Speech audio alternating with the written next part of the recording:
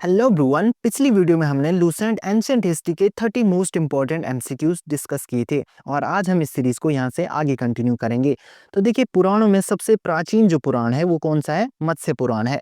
पुराणों की टोटल संख्या 18 है, जिसमें से 5 में ही हमें राजाओं की वंशावली देखने को मिलती है।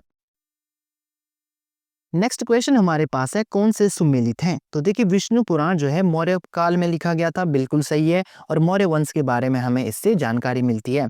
मत्स्य पुराण जो है ये आंध्र सतवाहन से रिलेटेड है, और वायु पुराण जो है ये गुप्त वंश का लिखा हुआ एक पुराण है। तो देखिए, उपयुक्त सभी हमारे सही उत्तर होंगे। तो देखिए, पुराणों को स्त्री और क्षुद्र भी सुन सकते थे। सामाजिक और सांस्कृतिक दृष्टि से अग्नि पुराण का सबसे ज्यादा महत्व था, और उपनिषद के पाठकर्ता को उपाध्याय कहा जाता था। उपाध्याय उस व्यक्ति को कहा जाता था जो अपनी आजीविका के लिए उपनिषदों का पाठ करता था। उपनिषद पुराणों से पहले लिखे गए थे। अगर क्रोनोलॉजी पूछी जाएगी तो उपनिषद को आप हमेशा आगे रखेंगे पुराणों से। नेक्स्ट क्वेश्चन हमारे पास है, बुद्ध के पुनर्जन्म की कहानी वर्णित है। तो बुद्ध का जो पुनर्जन्म लिखा गया है वो किस में लिखा गया है? जातक में लिखा गया है। और हीनयान का एक प्रमुख ग्रंथ जो है कथावस्तु है। तो ये भी एग्जाम में पूछ लिया जाता है। तो कथावस्तु हीनयान का एक प्रमुख ग्रंथ है, जिसमें बौद्ध का जीवन, जो बुद्ध थे उनका एक जीवन परिचय वर्णित है। नेक्स्ट क्वेश्चन हमारे पास है, जैन साहित्य को क्या कहा जाता है? तो जैन साहित्य को आगम कहा जाता है। क्या कहा जाता है? आगम। कल्पसूत्र में जैन धर्म का प्रारंभिक इतिहास हमें देखने को मिलता है। तो कल्पसूत्र भी एग्जाम में पूछ लिया जाता है। भगवती सूत्र में महावीर के जीवन कृत्यों का वर्णन हमें देखने को मिलता है। नेक्स्ट क्वेश्चन देखिए। नेक्स्ट क्वेश्चन है, अर्थशास्त्र का अनुवाद किसने किया था? तो अर्थशास्त्र का अनुवाद साम शास्त्री द्वारा किया गया था। अर्थशास्त्र बेसिकली कौटिल्य विष्णुगुप्त द्वारा लिखी गई थी, जो कि 15 अधिकरणों और 180 प्रकरणों में विभाजित था। तो इसका अनुवाद किसने किया? साम शास्त्री ने। नेक्स्ट क्वेश्चन हमारे पास है, संस्कृत साहित्य में ऐतिहासिक घटनाओं को क्रमबद्ध लिखने का पहला प्रयास किसने किया था? तो देखिए, किसने किया था पहला प्रयास ऐतिहासिक घटनाओं को लिखने का? कल्हण ने। कल्हण क्यों इंपॉर्टेंट है? क्योंकि इन्होंने क्या किया था, रजत रंगिनी नाम की एक पुस्तक लिखी थी, जिसमें 12वीं सदी तक के कश्मीर के राजाओं का वर्णन हमें देखने को मिलता था।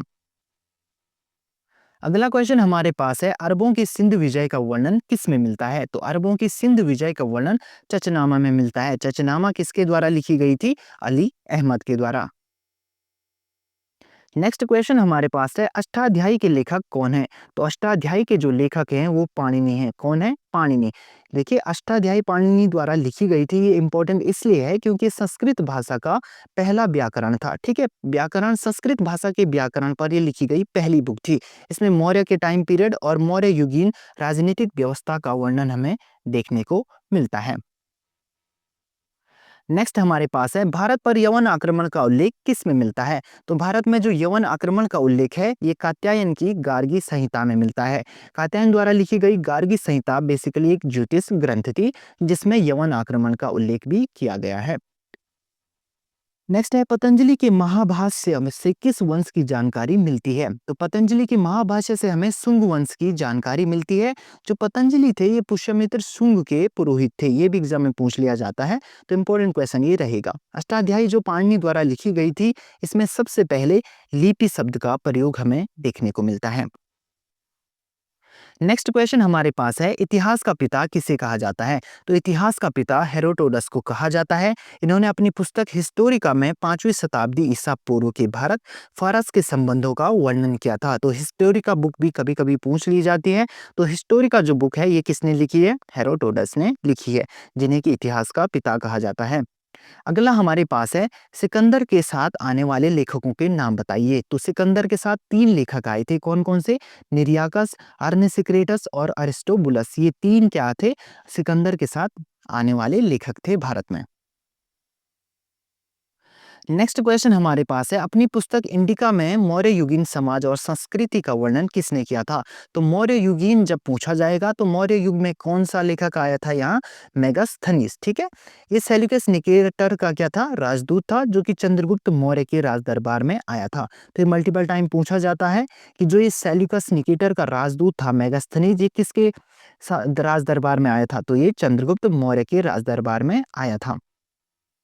नेक्स्ट क्वेश्चन हमारे पास है, डाइमिकस किसके राज दरबार में आया था? तो डाइमिकस भी एक राजदूत था, जो कि किसके? बिंदुसार के राज दरबार में आया था? तो देखिए सीरिया नरेस एंटियोकस का राजदूत था। कौन? डायमिकस। देखिए डायनिशियस भी एग्जाम में पूछ लिया जाता है।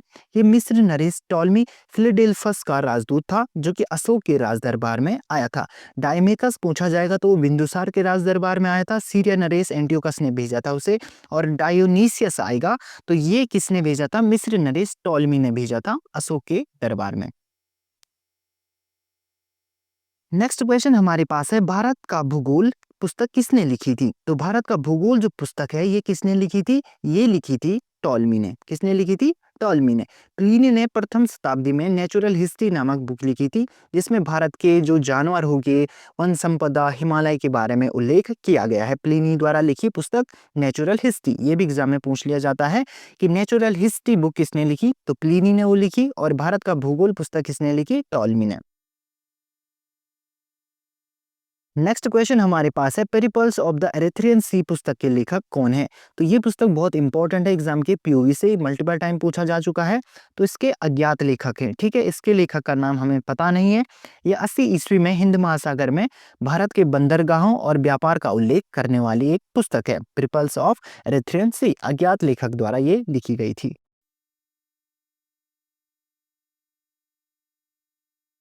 नेक्स्ट क्वेश्चन है, चीनी यात्री फाहियान किसके दरबार में आया था? तो देखिए चीनी यात्री जो फाहियान था ये चंद्रगुप्त द्वितीय के दरबार में आने वाला एक यात्री था, चीन से ही आया था। ठीक है, आपने ये याद रखना है। और इसने मध्य प्रदेश के समाज एवं संस्कृति का वर्णन किया था। इसने भारत में 14 साल तक निवास किया था। ये भी आपने याद रखना है। नेक्स्ट क्वेश्चन हमारे पास है, वेनसांग का प्रसिद्ध यात्रा वृत्तांत है? तो वेनसांग का जो प्रसिद्ध यात्रा वृत्तांत है वो है सी यू की। एग्जाम में मल्टीपल टाइम पूछा जा चुका है तो इंपॉर्टेंट रहेगा एग्जाम के पॉइंट ऑफ व्यू से। तो देखिए जो वेनसंग था ये हर्षवर्धन के शासनकाल में भारत आया था। 629 में ये चीन से चलना स्टार्ट किया था और 630 से हम इसे मान सकते हैं ये भारत में अपनी यात्रा प्रारंभ करता है और 645 तक ये यहाँ रहता है। ये 15 साल तक भारत में निवास करता है। इसका बेसिकली मेन मोटिव होता है नालंदा विश्वविद्यालय में अध्ययन करना और जो बौद्ध ग्रंथ हैं उनको एकत्र करना। सीयूकी में इसने 138 देशों का क्या किया है? वर्णन भी किया है। ये भी आपने याद रखना है। कभी कभी एग्जाम में पूछा जाता है कि वेनसांग के समय जब वो यहाँ नालंदा विश्वविद्यालय में अध्ययन करते थे तो नालंदा विश्वविद्यालय के तब आचार्य कौन थे? तो तब आचार्य नालंदा विश्वविद्यालय के सीलभद्र थे। नालंदा जो थी बौद्ध दर्शन के लिए फेमस थी। अगला क्वेश्चन है, चीनी यात्रियों को कालाक्रम अनुसार व्यवस्थित कीजिए। तो सबसे पहले कौन आया था? फाहियान आया था। चंद्रगुप्त विक्रमादित्य जिनका नाम था, चंद्रगुप्त द्वितीय गुप्त वंश के टाइम पीरियड में। उसके बाद संयुगन आया था। तो देखिए संयुगन भी एग्जाम में पूछा जा चुका है। ये कब भारत आया था? ये 1518 ईस्वी में आया था। ये भी डायरेक्ट एग्जाम में पूछा जा चुका है एसएससी के। उसके बाद वेनसांग आया था और उसके बाद इत्सिंग आया था। ये भी आपने याद रखना है। जो इत्सिंग था ये 7वीं सदी में आया था। ये भी आपने याद रखना है। अगला क्वेश्चन हमारे पास है, किताब उल हिंद या तहकीक हिंद भारत एक खोज इसे कहा जा सकता है हिंदी में। इस पुस्तक के लेखक कौन थे? तो किताब उल हिंद और तहकीक हिंद पुस्तक किसने लिखी थी? अल-बरूनी ने लिखी थी। अल-बरूनी महमूद गजनवी के साथ भारत आया था। ये आपको याद रहना चाहिए। इसकी ये किताब 80 अध्यायों में विभाजित है जिसमें कि राजपूत कालीन समाज, धर्म, रीति रिवाज एवं राजनीति पर प्रकाश डाला गया है। नेक्स्ट क्वेश्चन हमारे पास है, इब्न बतूता ने अपना यात्रा वृत्तांत किस भाषा में लिखा था? तो इब्न बतूता बहुत इंपॉर्टेंट फिगर हो जाते हैं हिस्ट्री में। इन्होंने एक बुक लिखी थी जिसका नाम क्या था? रहेला था। इनका एक प्रसिद्ध यात्रा वृत्तांत ये था। ठीक है, रहेला नाम था इसका। क्या था? रहेला। ये किस भाषा में लिखा गया था? ये डायरेक्ट एग्जाम में पूछा जाता है। तो अरबी भाषा में इन्होंने रहेला को लिखा था। ये मोहम्मद बिन तुगलक के टाइम पीरियड में दिल्ली का काजी नियुक्त किया गया था। काजी या न्यायाधीश इसे नियुक्त किया गया था मोहम्मद बिन तुगलक के द्वारा 1333 सी में। नेक्स्ट क्वेश्चन हमारे पास है, कन्यूर और तन्यूर नामक ग्रंथ की रचना किसने की थी? तो देखिए इन ग्रंथों की रचना तारानाथ ने की थी। तारानाथ एक तिब्बती क्या था? लेखक था। ये आपने याद रखना है। नेक्स्ट क्वेश्चन हमारे पास है, मार्को पोलो कब पांड्य देश की यात्रा पर आया था? तो एग्जाम में सीधा क्वेश्चन बनता है कि मार्को पोलो किस देश की यात्रा पर आया था? तो पांड्य देश की यात्रा पर ये आया था और 13वीं शताब्दी में ये पांड्य देश की यात्रा पर भारत में आया था।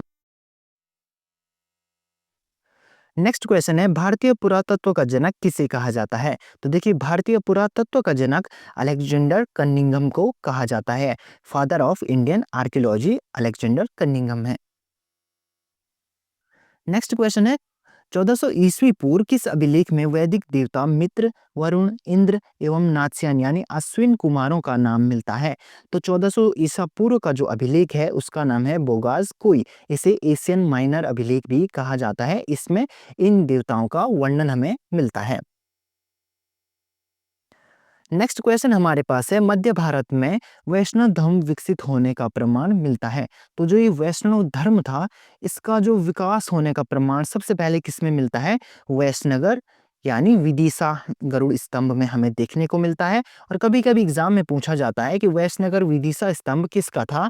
तो ये एक यवन राजदूत हिलियोडोरस का गरुड़ स्तंभ लेख था, वैष्णगर विदिशा का। नेक्स्ट क्वेश्चन हमारे पास है, सबसे पहले भारतवर्ष का जिक्र किस अभिलेख में है? तो देखिए, सबसे पहले भारतवर्ष का जो जिक्र है ये किस में है? ये है हाथी गुम्फा अभिलेख में। ये कलिंग नरेश खरवेल का अभिलेख था। ये आपने याद रखना है, जिसमें भारतवर्ष सबसे पहले यूज किया गया है। नेक्स्ट क्वेश्चन हमारे पास है, सर्वप्रथम भारत पर होने वाले हूण आक्रमण की जानकारी मिलती है। तो भारत में होने वाले हूण आक्रमण की सबसे पहले जानकारी हमें भीतरी स्तंभ लेख से मिलती है, जो कि किसका है? स्कंदगुप्त का है। स्कंदगुप्त के टाइम पीरियड में ही हूणों ने भारत पर आक्रमण किया था। अगला है, भारत में सती प्रथा का प्रथम लिखित साक्ष्य किस में मिलता है? तो जो ये सती प्रथा थी, ये ऐरण अभिलेख से हमें पता चलता है, जो कि किसका था? भानुगुप्त का था। किसका था? भानुगुप्त के ऐरण अभिलेख से सती प्रथा के साक्ष्य हमें देखने को मिलते हैं। तो देखिए, यहाँ पर आपको याद रखना है, सातवाहन राजाओं का पूरा इतिहास उनके अभिलेखों के आधार पर लिखा गया है। ये भी एग्जाम में पूछ लिया जाता है, तो आपको इसे याद रखना होगा। अगला क्वेश्चन हमारे पास है, रेशम बुनकरों की श्रेणियों की जानकारी किस अभिलेख से मिलती है? तो रेशम बुनकरों की श्रेणी की जो जानकारी है वो हमें मंदसौर अभिलेख से मिलती है। आज की वीडियो का लास्ट क्वेश्चन है, भारत के किस स्थान से नवपाषाणिक पुरास्थल गर्तावास यानी गड्ढे के घर मिलते हैं? तो बुर्ज होम में हमें गड्ढे के घर यानी नवपाषाणिक पुरास्थल गर्तावास हमें बुर्ज होम में देखने को मिलते हैं। बुर्ज होम कहाँ स्थित है वर्तमान में? कश्मीर में। तो ये थे आज के 30 एमसीक्यूज। आई होप इनसे आपको हेल्प मिली होगी। मिलते हैं नेक्स्ट वीडियो में, तब तक के लिए बाय बाय।